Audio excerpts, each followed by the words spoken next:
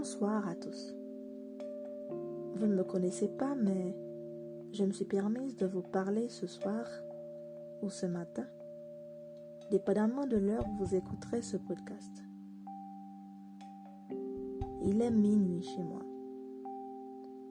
Et si je vous parle à une heure pareille, c'est parce que j'expérimente quelque chose d'important, la solitude.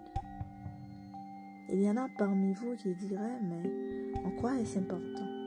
Eh bien, ça l'est parce que cela nous concerne tous, petits et grands. À un moment de la durée, nous faisons tous l'expérience de la solitude. Mon but n'est pas de vous dire ce que vous savez déjà. Je veux surtout creuser dans le large, en profondeur. Je sais que certains en ont fait une bonne compagnie depuis leurs premières expériences. Et ceci même quand elle ne leur plaît pas. Ils se résignent parce que finalement, n'est-ce pas là la paix d'esprit qu'ils recherchaient tant? On ne le dira jamais, mais il existe une quiétude dans la solitude et on ne s'en rend pas compte parce que c'est le bordel dans la tête. Cette quiétude est presque palpable, pesante et incroyablement impossible à fuir. Et à force de vouloir fuir quelque chose qu'on ne peut pas fuir, eh bien, on s'enfuit. On essaie de fuir peut-être parce que cela demande bien plus de force qu'il n'y paraît.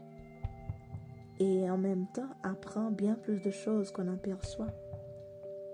Vous savez, ce vide qu'on ressent autour de soi.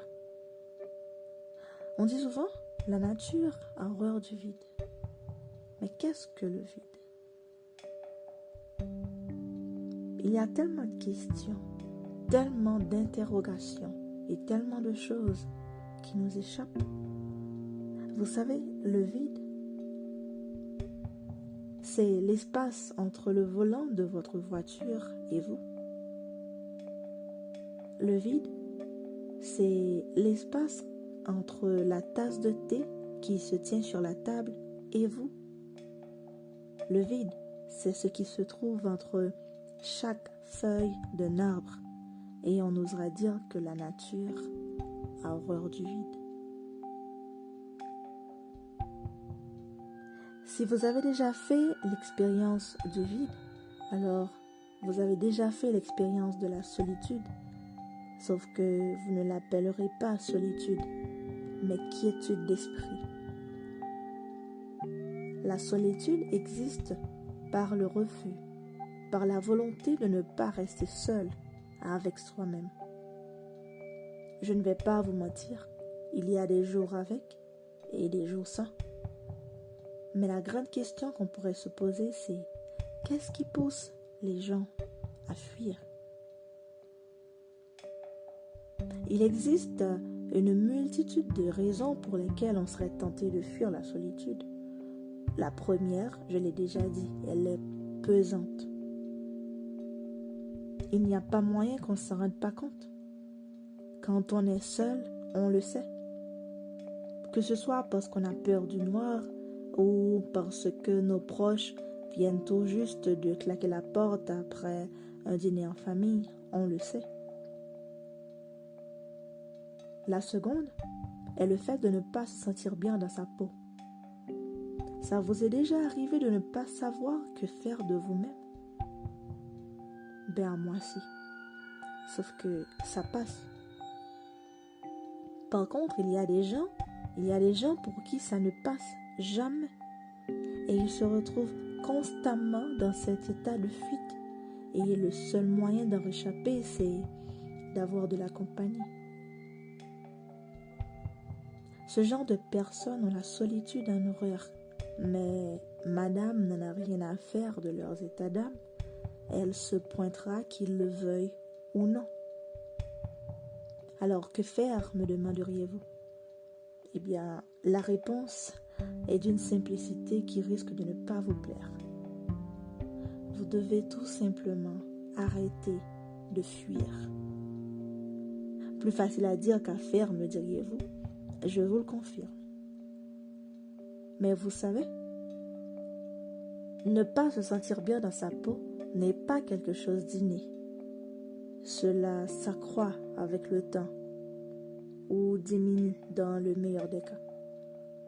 Pour des raisons diverses et variées, il y en a qui n'ont jamais vraiment trouvé leur place dans cette société. Et ce n'est pas leur faute. Milieu familial, harcèlement scolaire, mauvais boulot. Et pendant qu'on parle de boulot, j'ai un petit devoir pour vous, mes amis. C'est quand la dernière fois que vous vous êtes dit je t'aime, ou que vous vous êtes félicité pour avoir franchi une étape importante, ou tout simplement une étape, même si elle a l'air insignifiante aux yeux de vos proches. Ou peut-être il se pourrait qu'il n'y ait pas d'étape du tout, juste un matin où vous vous réveillez et vous vous félicitez d'être l'âme géniale qui possède ce corps génial. Vous pouvez utiliser un miroir. Et vous savez, il n'y a pas de quoi casser 3 pattes à un canard si vous ne réussissez pas du premier coup. Mais essayez, faites-le. Laissez-vous submerger par ce sentiment de satisfaction qui est le résultat du travail acharné que vous accomplissez dès votre naissance. Au début, vous trouverez peut-être cela stupide, mais croyez-en mon expérience. Vous n'avez aucune idée du bénéfice que cela vous apportera. Je m'arrêterai ici pour aujourd'hui. Prenez soin de vous. On se retrouve la semaine prochaine pour un prochain épisode. Merci.